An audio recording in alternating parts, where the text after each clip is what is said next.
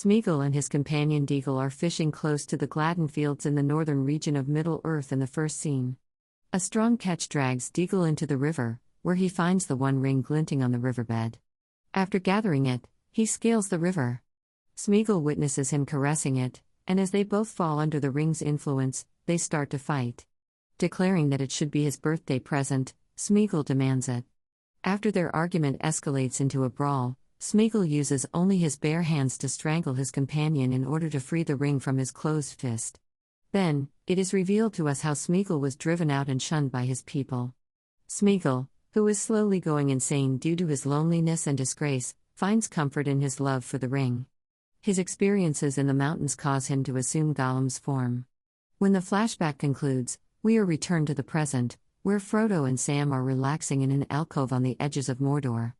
When Sam wakes up, he discovers that his lord has not slept, and that the days are getting darker as they approach Minas Morgul and Mordor.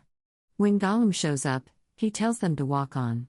Far to the west, Merry and Pippin are feasting amidst Isengard's devastation when Aragorn, Legolas, Gimli, Gandalf, Theoden, and Éomer ride through Fangorn to reach Isengard. Next, they visit Treebeard at the Ortonk, the location of Saruman's imprisonment.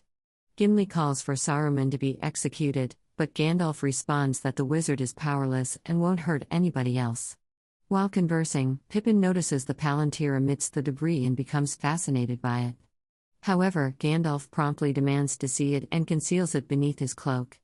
After that, the party travels to Edoras, where King Theoden has set up a feast to hail the victorious dead of the Hornberg battle. Theoden recognizes Éowyn's admiration for Aragorn there and tells her that he is glad for her because Aragorn is a good man and was the mastermind of the triumph at Helm's Deep. When Gandalf confides in Aragorn about his worries over the journey, Aragorn encourages him to believe his instincts and assume that Frodo is still alive.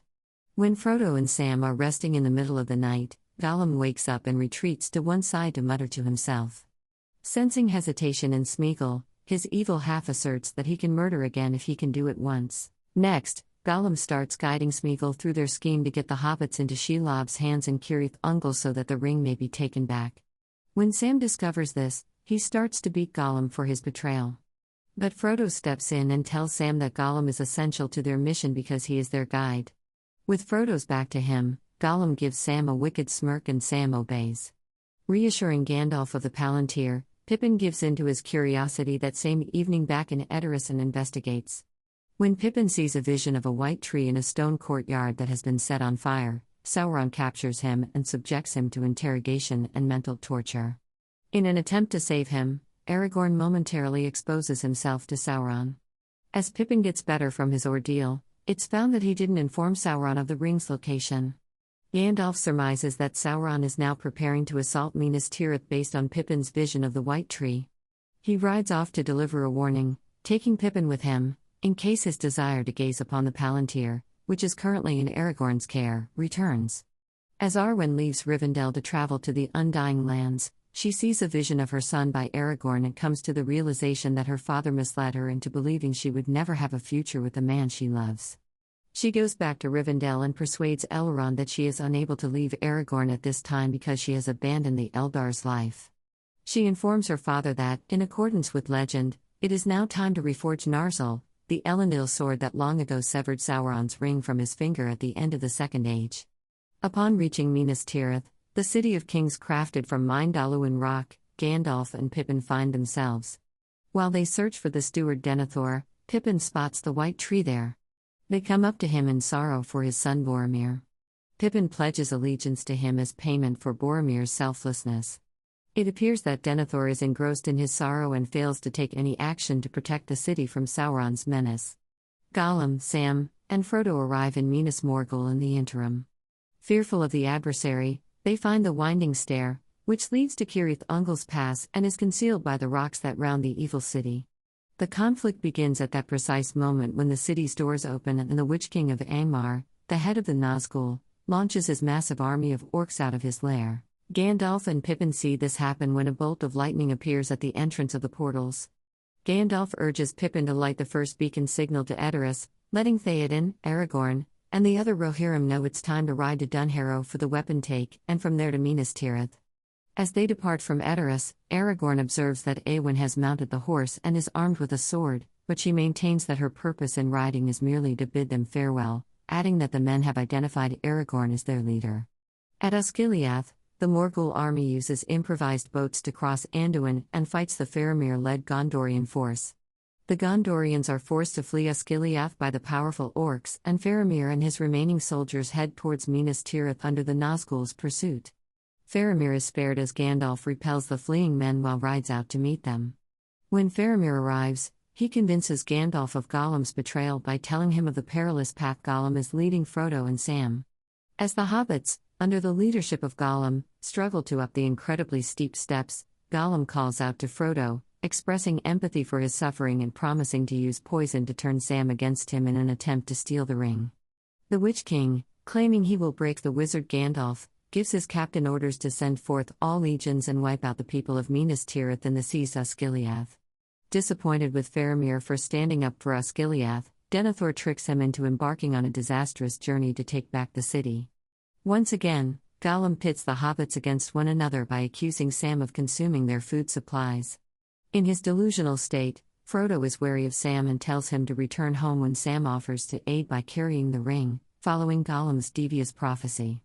Pippin sings for Denethor, who is eating his midday meal without anxiety, while Faramir rides straight into the orcs' arrows.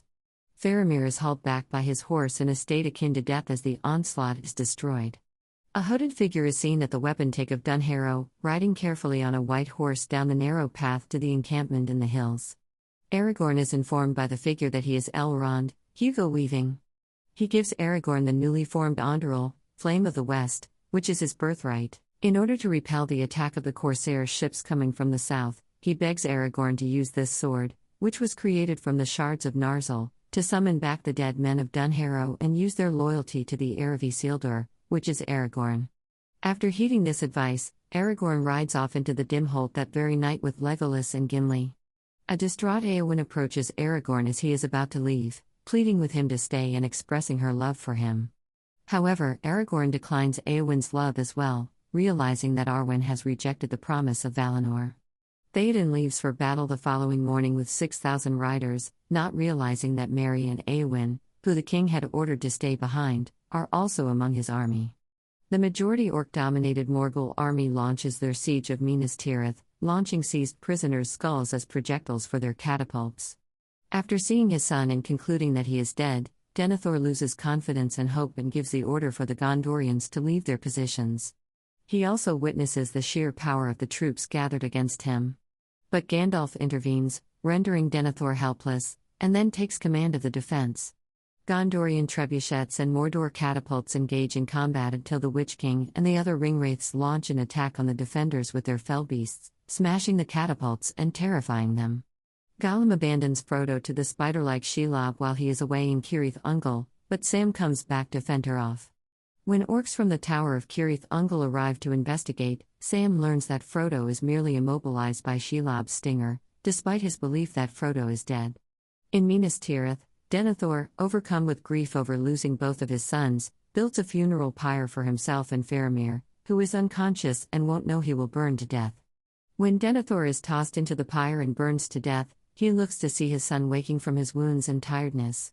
Gandalf and Pippin come to the Hallows and save Faramir. As Grond smashes down the city's gates and trolls flood in, the battle with the Gondorians becomes bad down in the city. The defenders withdraw to the higher floors of the city, while the orcs prowl the streets, robbing, setting on fire, and slaughtering the Gondoran men. All heads turn to watch the troops of Rohan finally arrive as the sun rises, but all of a sudden, a lone horn breaks through the tumult. With considerable effect, the Rohirrim charge into the orcs. But their happiness is short-lived as the massive Mumakil and the Harad army arrive. Theoden is attacked by the Witch King, who murders Snowman's horse and mortally wounds the king. The Corsair ships appear just in time to save the stranded orcs, but it is Aragorn who leaps off the ship first, followed by the undead army, and they wipe out Mumakil and the orcs utterly while Éowyn and Merry slay the Witch King. Aragorn fulfills the dead army's oath, freeing them from their curse and let them to rest in peace as Theoden succumbs to his wounds. After a battle between the two factions of the orc garrison at the tower over Frodo's mithril shirt, Sam rescues Frodo from Cirith Ungol, which is now mostly deserted, and they set out on the arduous journey across Mordor to reach Mount Doom. 10,000 orcs, Gandalf knows, stand between Cirith Ungol and Mount Doom, preventing Frodo from reaching his destiny. In order to deflect the orcs from Frodo's route and divert Sauron's attention, Aragorn suggests that they lead the warriors that remain to the Black Gate. The Battle of the Morannon is about to start when Gollum shows up and attacks Sam and Frodo as they ascend Mount Doom. Instead of throwing the ring into the fire at the crack of doom, Frodo gives into its power and puts it on, vanishing from view. This action informs Sauron and causes the ring-wraiths to race towards Mount Doom. Sam is made unconscious by Gollum, who subsequently assaults Frodo by grabbing and biting off his ring finger. Still captivated by the ring, Frodo charges toward Gollum as he celebrates finally being able to rescue his precious. Following a brief battle, they both tumble off the brink. Frodo's strength is waning and he barely manages to hang on as Gollum falls into the fire carrying the ring. When the ring eventually dissolves into lava, Sam comes to Frodo's aid. As the Tower of Barad-dûr crumbles, the essence of Sauron dims and eventually bursts, permanently expunging his power. In the resulting shockwave, the earth crumbles beneath the feet of the orcs, ringwraiths, and the remnants of Sauron. As Mount Doom erupts, Frodo and Sam find themselves adrift. Amidst the devastation of Barad-dûr and the lava flows, they lament not being able to see the Shire once more. The hobbits awaken in Minas Tirith and reunite with the other Fellowship members who have all survived the War of the Ring after Gandalf calls on the Eagles to transport them to safety following the annihilation of the Nazgul.